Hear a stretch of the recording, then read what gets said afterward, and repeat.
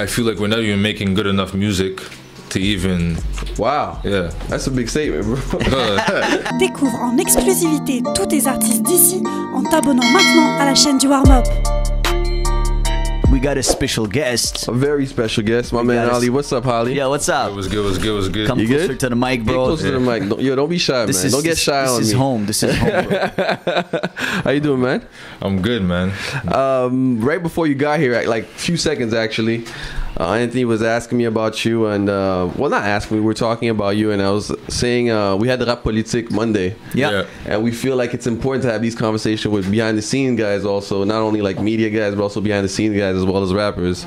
And Thanks for coming, by the way. Yeah, thanks for coming. Yeah, No he does worries. the intros usually, so I don't know that Not nice like that. stuff. Tell the people a bit what you do. Yeah, so... I know you do a lot though, but yeah, I do a lot, but I don't know. Basically, I'm just... I'm an ideas guy, and I'm the guy with the solutions, man. You know? I like that. That's just pretty much what I do, you know. But creatively, and I feel like my biggest skill is just my tastefulness, and just because I'm capable of doing videos and creative stuff, I do it just to get my ideas across, and that's pretty much me in a capsule. Yeah. how'd you start off behind? Yeah, exactly. Behind the How video? it all begins. It started off Behind the camera. Sorry. It started off when I was in like grade 5. Wow.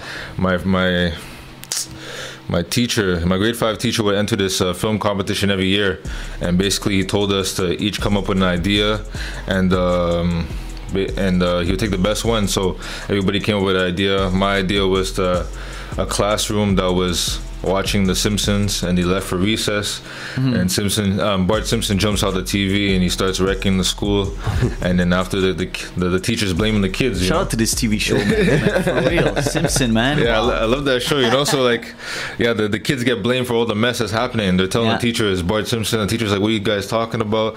And they end up catching Bart Simpson and put him back in the TV, and that was like my idea, and it was something that I wrote. I played Bart Simpson. I played the main role. Wow. I filmed most of it, and then I edited it.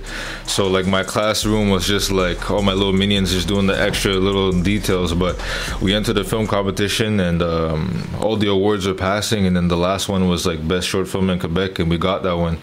And Congrats. Big shout out Congrats, man. Yeah. Wow. Yeah. Oh yeah. So that was like when I knew like, yo, like filmmaking is what I want to do, you know? I want to do in my life. And Yeah. I got into filmmaking. I was into sports, but I don't know, ball wasn't life for me because I was fear of rejection, so I never did tryouts or anything. But my brother was he was really down for the sport, so I started filming him. And then after, I had the biggest basketball page in Montreal for basketball for a minute, OLLY TV.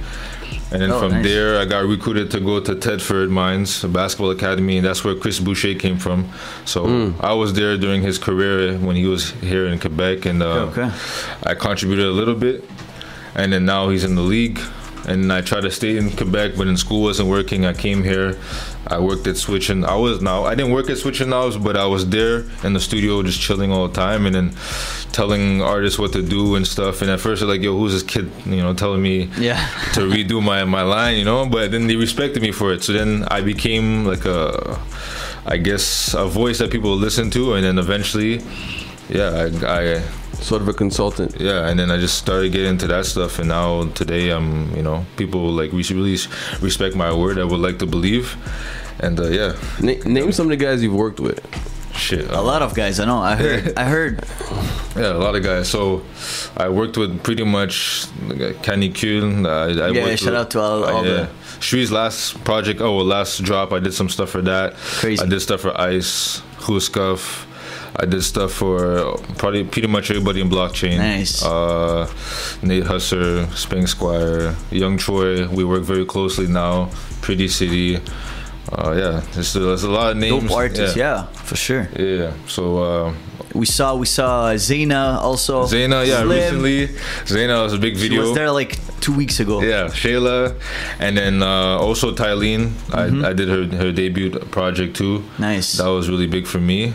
Yeah. So you do everything like behind like design, you do everything. Yes, like marketing strategies and like the whole rollout. Nice. And yeah, so I worked with a lot of artists in Montreal, but a lot of artists outside of Montreal. So like for a minute, my brother and I were like doing like headline shows for like artists outside the city to bring them their first like solo show. So we did Jordan Solomon 2 years ago, and Jordan Solomon now he's doing like probably like 300,000 monthly listeners on Spotify.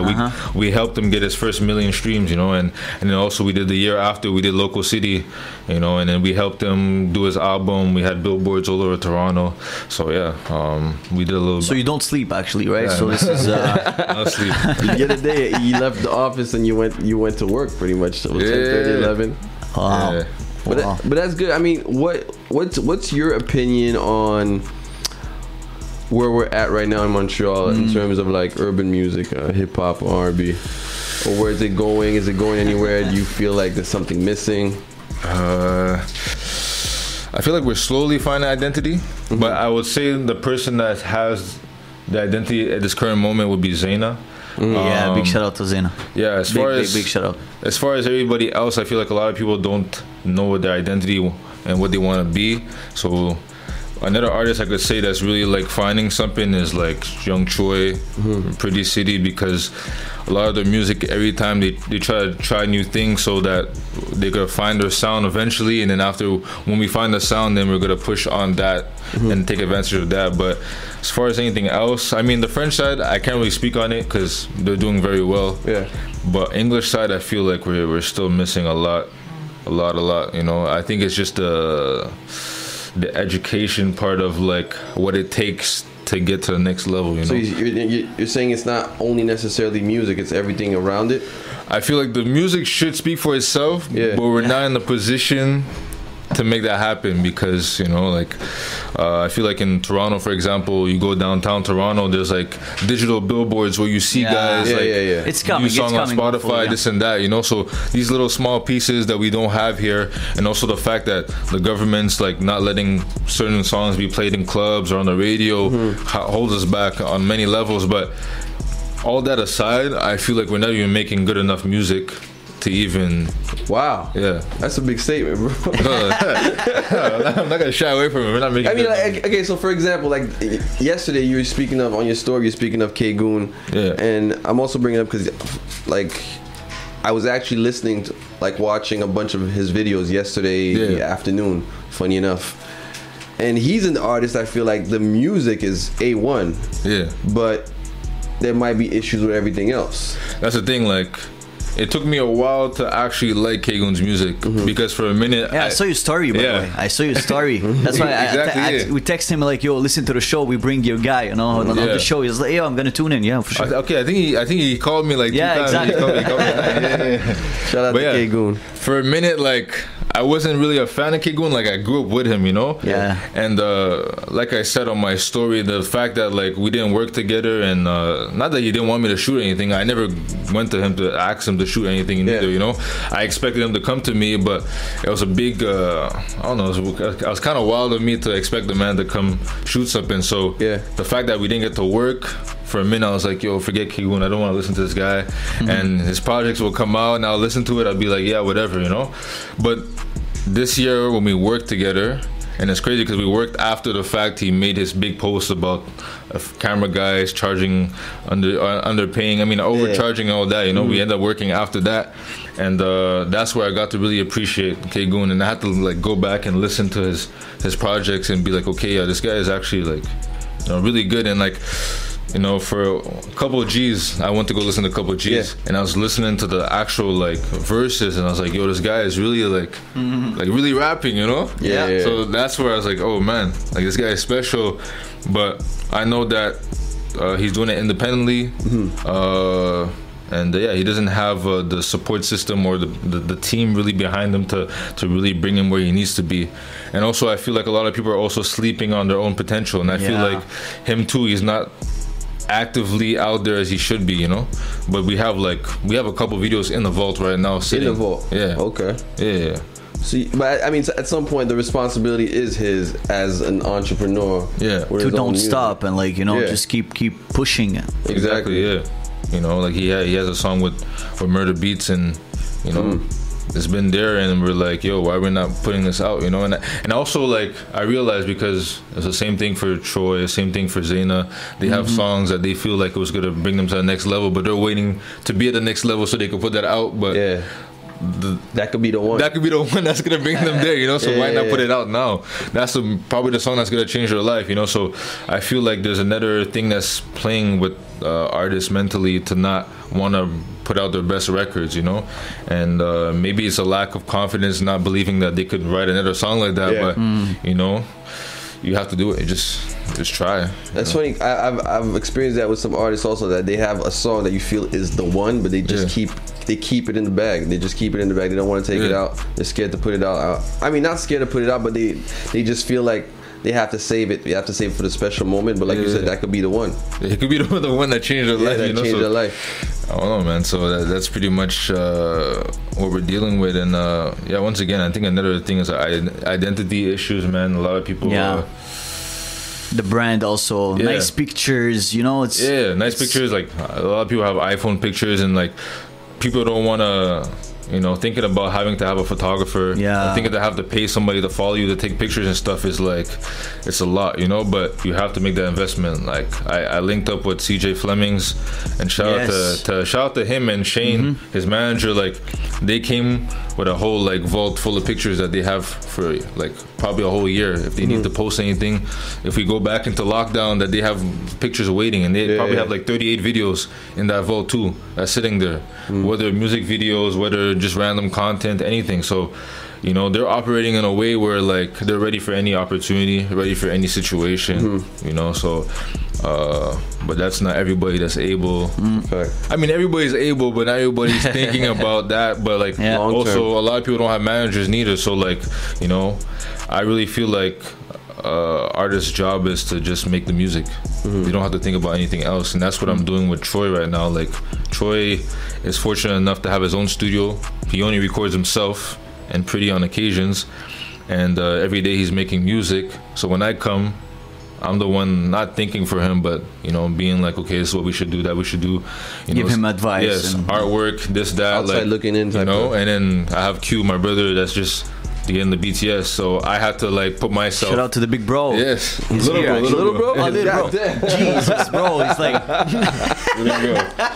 Yeah, but I had to sub out and not be the creative and let him take the behind the scenes and stuff. And like for the longest while, Q has been like just driving me to my shoots and leaving and then coming back when I'm done. But I feel like I didn't want to force him to be a part of my scene, but I feel like the last few months he's been getting up and like just taking pictures now. And you know, so I also know for my example with Q is also the example with artists. Like sometimes you just gotta let them be, and then they're gonna finally wake up one day and be like, okay, this is probably something I'm interested in doing. So. But that's the job of the management at the end, you know, like to control them. Like this is the way you have to go, right? This is the. It depends, because some artists need that. Yeah, some artists. For sure. Some artists you have to be the manager that has to be on them. Like, yo, bro, you have to do this and check in with them every day. But other people, you have to just let them be, because you personally know that they're probably not ready for it, you know. Like exactly. I work with an artist too, and like, you know, he during quarantine he was going through a lot of like family stuff. So I was just like, I'm not gonna press him into making music. I'm just gonna let him do what he has to do. And now he has his own place, he has a car, and now he's like ready to work, you know. So sometimes it takes longer than it should be, than it should. But I'm grateful that now he's like, you know, starting to see that you know, music could be the gateway for him to. That's it. So real quick, I think we got a break coming up soon. Give us a top 5. Yeah, I want to know. Actually, we want to know, like, in the city. Who's your favorite in the city, or my English top 5? rapper? In the city. Like in the city. Your favorite, English rapper from the city. Okay, but is it top 5 in the city or top 5 that I like? Okay, let's do both real quick. Okay, let's do both. Okay. I really like this guy named Bagful TNF. He's from Oshilaga. Bagful TNF? Yeah. Okay. He puts out one song a year because he's busy doing other things, but when he comes correct, you know. Bagful TNF. I'll check him out. Bagful TNF, a serious guy. So Bagful TNF. I'm big fan of Pretty City. Me too. I feel like Pretty City is the guy that's probably gonna open the doors for us on the English side. I feel like if he did this full time or took it, not to say not seriously, but like took it on for real, he'd be out of here like in less than a year. And we had that conversation last night. I felt like, not last night, 2 days ago when we were shooting, you know. I think now that he sees that there's a lot of people involved, that he's like, okay, now he feels accountable for the time that he hasn't been putting into it, you know. So sometimes when you're just by yourself, you can't really be like, okay, I didn't take this serious because like, what's my steps, you know? You don't know people. So yeah, but I say Pretty City on like as far as like trap goes and like opening that doors for the trap scene. But I feel like as overall artists, I would have to say Young Troy. That's 3. There's another artist, cause like there's another artist like Bagful that doesn't really put out music that I'm trying to. Right now I'm like really like a big fan of ZEINA. Big shout out to ZEINA. Yeah, big fan of ZEINA. And I would have to say Spank Squire. Yeah, Spank's another one, man. Yeah. But he puts in work, but there's something, I don't know what it is, but there's something that's missing. I can't put my finger on it. I mean, management, everything has shifted for him right now. You know, the people around him, you know, they have met their own success, and you know, so he understands that too. Is that he had to like, you know, he had to let people like, you know, live off of their own success and start doing things for themselves. So like right now he's in a position where he's kind of had to reset, and also like this is public information, but he went through a lot of mental stuff and like I guess drugs and things that now he's like, you know, trying to make a change and get back into the gym and get a healthier lifestyle. If you haven't seen him, he's been working out now and like. I think if you want to keep your shirt off, you gotta hit the gym. And now the French part, the French artists. Let's do a top 5, quick. Let's go. Top 5 French. I'm really a big fan of MB. Yeah, shout out MB. You know, I'm a big fan of MB. I'm a newfound fan of Subils. Subils, yeah. My number 1. A lot of people may not agree with me, but my number 1 is Enima. I have to say it. Like, me, I'm a fan of like straightforward music. You know, people rap and they tell me things straightforward. I don't like the metaphors and this and that. When it comes to street music, like, I need to hear it fact to fact. If you think you're gonna shoot me, I wanted you to tell me you're gonna shoot me. I don't want to hear no, you know, going around the bush around. So those are 3. Who else on the French like that? Gosh, I don't even listen to French music, you know. So 3. Shit. Hey, you said SHREEZ earlier. Yeah, SHREEZ now. Like now that I'm listening, I'm seeing for sure like SHREEZ is somebody that I'm starting to pay a lot of attention to. And then I love Ice, man. I love the way Ice. I love him as much as a person as he is an artist. You know.